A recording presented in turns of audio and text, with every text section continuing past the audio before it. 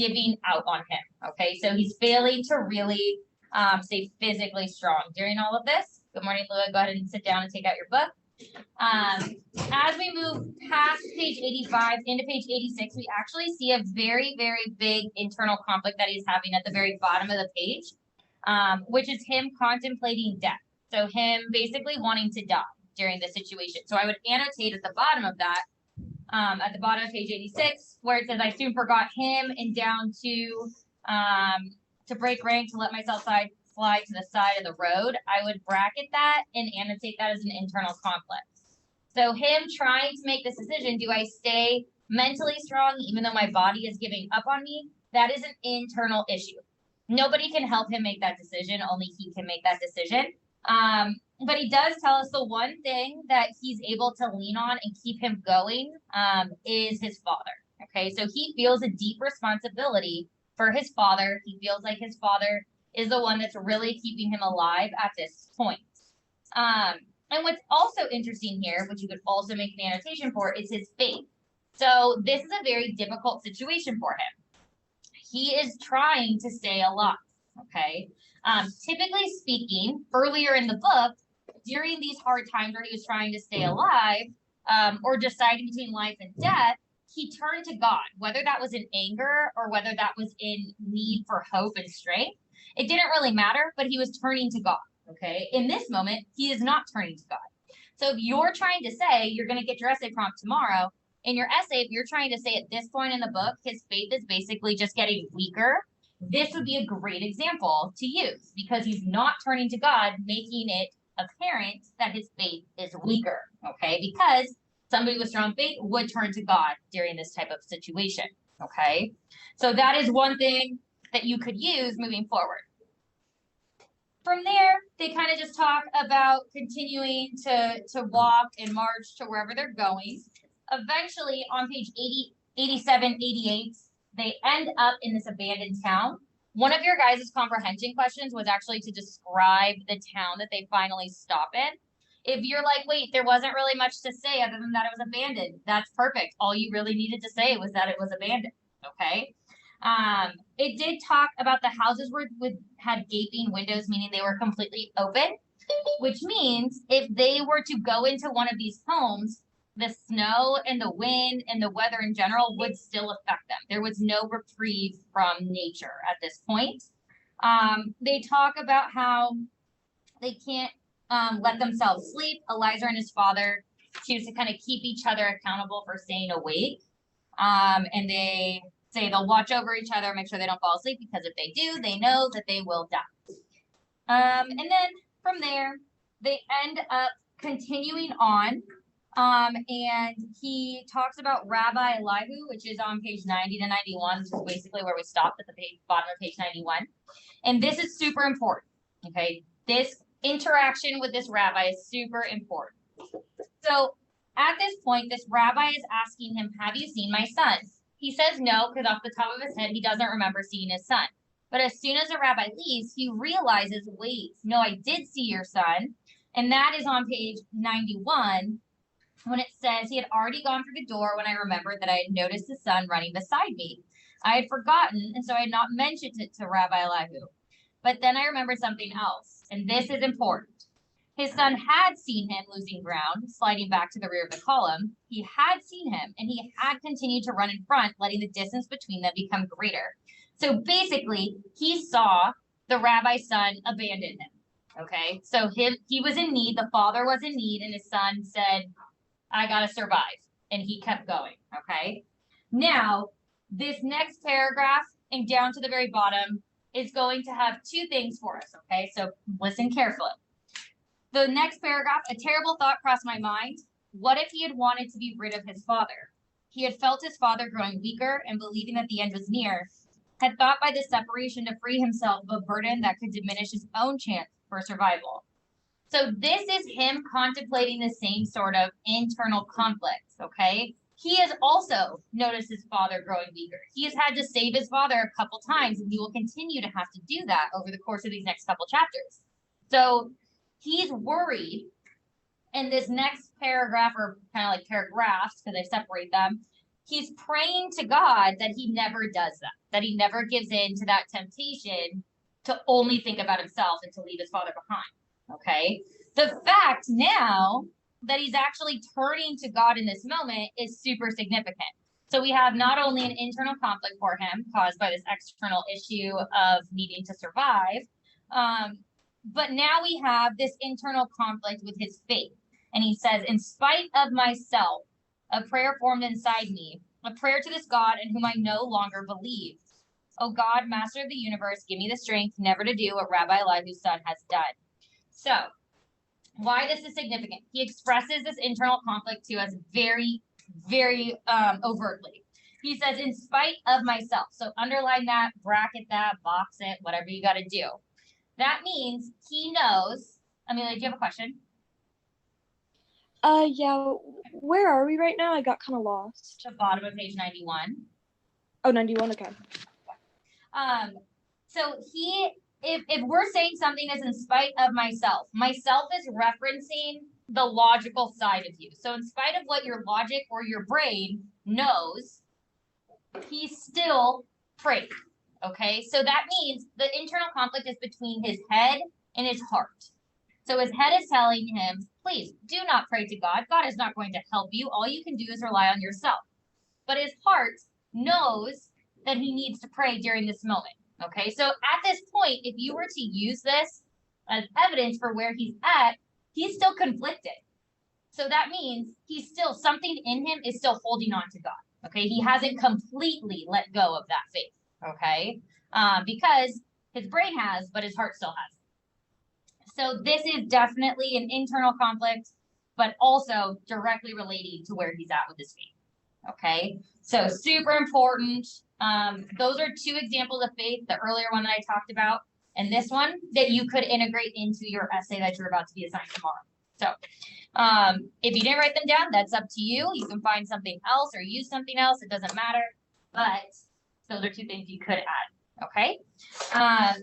So we're going to finish chapter 6, and you'll have roughly about 20 minutes to finish your comprehension questions after. So plenty of time to get them turned in and submitted today. So I'm going to pick up and read so that way we can get going. And I need to see everybody's books once more so I know they are out and ready to go. Wonderful. Okay, we're going to go on 92, the very top of page 92. There was shouting outside in the courtyard. Night had fallen and the SS were ordering us to form ranks. We started to march once more. Dead remained in the yard under the snow without even a marker, like fallen guards. No one recited Kaddish over them. Sons abandoned the remains of their fathers without a tear. On the road, it snowed and snowed. It snowed endlessly. We were marching more slowly. Even the guards seemed tired. My wounded foot no longer hurt, probably frozen. I felt I had lost that foot. It had become detached from me like a wheel fallen off a car. Never mind, I had to accept the fact I would have to live with only one leg. The important thing was not to dwell on it, especially now. Leave those thoughts for later. Our column had lost all appearance of discipline. Everyone walked as he wished, as he could. No more gunshots. Our guards surely were tired, but death hardly needed their help. The cold was consciously doing its work. At every step, somebody fell down and ceased to suffer. All right, there's a type of conflict that was just told to us. I will give you a hint. It is an external conflict. What type of external conflict was it? Man versus what? What is being described? Yeah, nature. Very good. So label this as man versus nature. Because we know the issue, he's telling us the issue is not the guards, right? The guards aren't doing anything to them. The issue is the weather. So they are more concerned about being defeated or killed by this harsh weather than they are by the guards. So man versus nature, label that. From time to time, SS officers on motorcycles drove the length of the column to shake off the growing apathy. Hold on, we're almost there. Courage, just a few more hours. We're arriving in Gleiwitz. And Gleiwitz is another concentration camp. These words of encouragement, even coming as they did from the mouths of our assassins, were of great help. Nobody wanted to give up now, just before the end, so close to our destination. Our eyes searched the horizon for the barbed wire of Gleiwitz. Our only wish was to arrive there quickly. By now, it was night. It had stopped snowing. We marched a few more hours before we arrived. We saw the camp only when we stood right in front of its gate. The capos quickly settled us into the barrack. There was shoving and jostling as if this were the ultimate haven, the gateway to life. People trod over numb bodies, trampled wounded faces. There were no cries, only a few moans. My father and I were thrown to the ground by this rolling tide. From beneath me came a desperate cry. You're crushing me. Have mercy. The voice was familiar. You're crushing me. Mercy. Have mercy. The same faint voice, the same cry I'd heard somewhere before. This voice had spoken to me one day. When? Years ago? No, it must have been in the camp. Mercy. Knowing that I was crushing him, preventing him from breathing, I wanted to get up and disengage myself to allow him to breathe. But I myself was crushed under the weight of other bodies. I had difficulty breathing. I dug my nails into unknown faces. I was biting my way through, searching for air. No one cried out. Suddenly, I remembered. Juliet, the boy from Warsaw who played the violin in the Buna Orchestra. Juliet, is that you? Eliza? The 25 whiplashes. Yes, I remember. He fell silent. A long moment went by. Juliet, can you hear me, Juliet? Yes, he said feebly. What do you want? He was not dead. Are you all right, Juliet? I asked, less to know his answer than to hear him speak, to know he was alive. All right, Eliza. All right. Not too much air. Tired. My feet are swollen. It's good to rest, but my violin. I thought he'd lost his mind. His violin? Here? What about your violin? He was gasping. I'm afraid they'll break my violin. I brought it with me.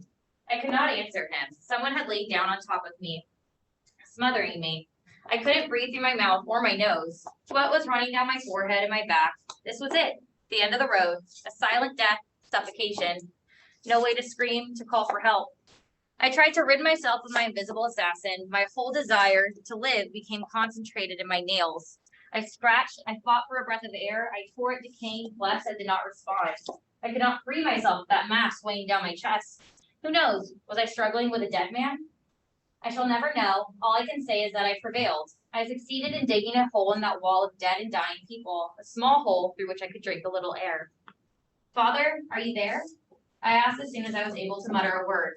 I knew that he could not be far from me. Yes, a voice replied from far away, as if from another world. I'm trying to sleep. He was trying to sleep. Could one fall asleep here? Wasn't it dangerous to lower one's guard even for a moment when death could strike at any time? Those were my thoughts when I heard the sound of a violin. A violin in a dark barrack where the dead were piled on top of the living. Who was this madman who played the violin here at the edge of his own grave? Or was it a hallucination?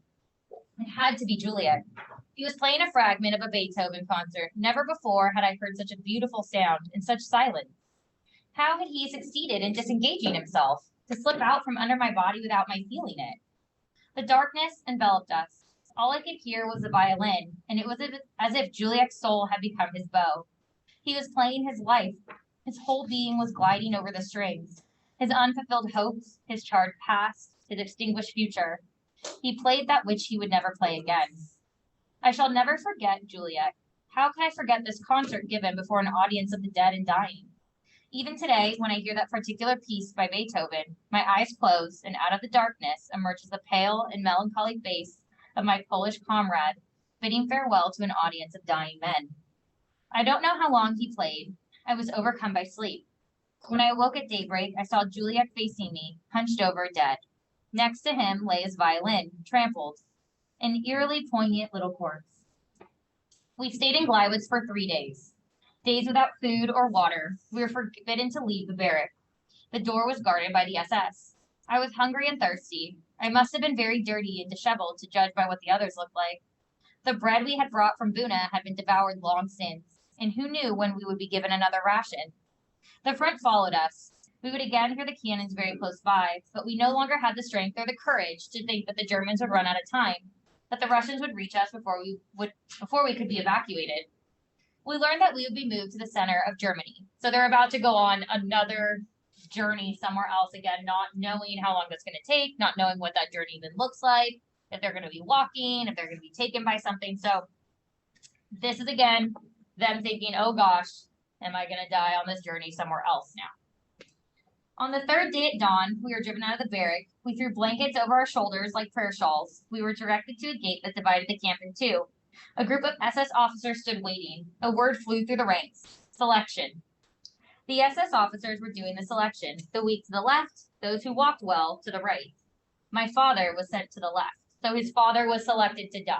Okay. I ran after him. An SS officer shouted at my back, "Come back!" I inched my way through the crowd. Several SS men rushed to find me, creating such confusion that a number of people were able to switch over to the right, among them my father and I. Still, there were gunshots and some dead. We were led out of the camp. After a half-hour march, we arrived at the very middle of a field crossed by railroad tracks. This was where we were to wait for the train's arrival. Snow was falling heavily. We were forbidden to sit down or to move. A thick layer of snow was accumulating on our blankets. We were given bread, the usual ration. We threw ourselves on it. Someone had the idea of quenching his thirst by eating snow. Soon we were all imitating him. As we were not permitted to bend down, we took out our spoons and ate the snow off our neighbors' backs. A mouthful of bread and a spoonful of snow. The SS men who were watching were greatly amused by the spectacle. The hours went by. Our eyes were tired from staring at the horizon, waiting for the liberating train to appear. It arrived only very late that evening, an infinitely long train composed of roofless cattle cars.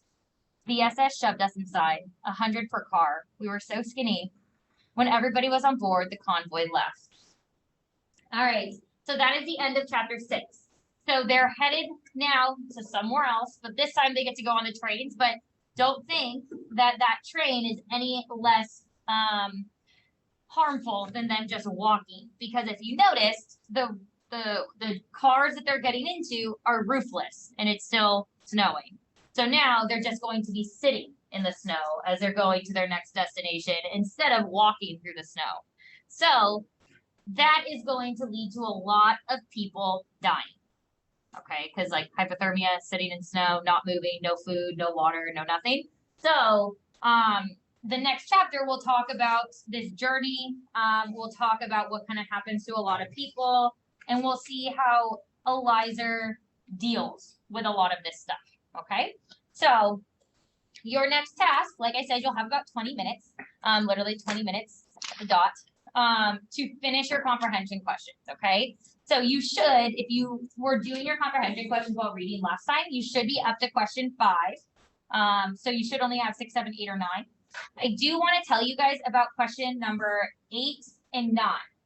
So question number 8 says, why does Eliezer react the way he does when his father is sent to the left? That is your own opinion about why he might have done what he did.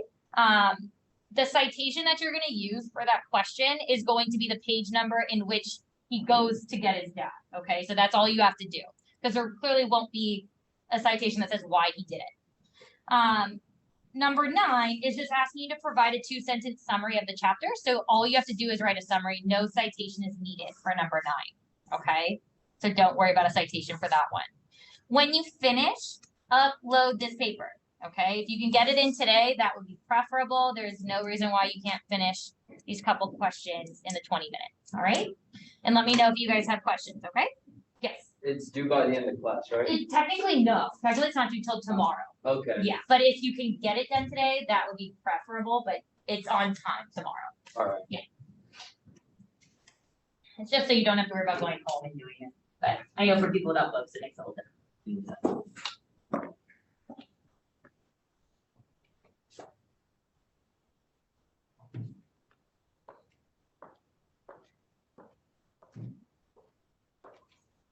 I forgot to check. Do you guys all have your wristbands? I saw yours too. Okay, good. Wonderful. And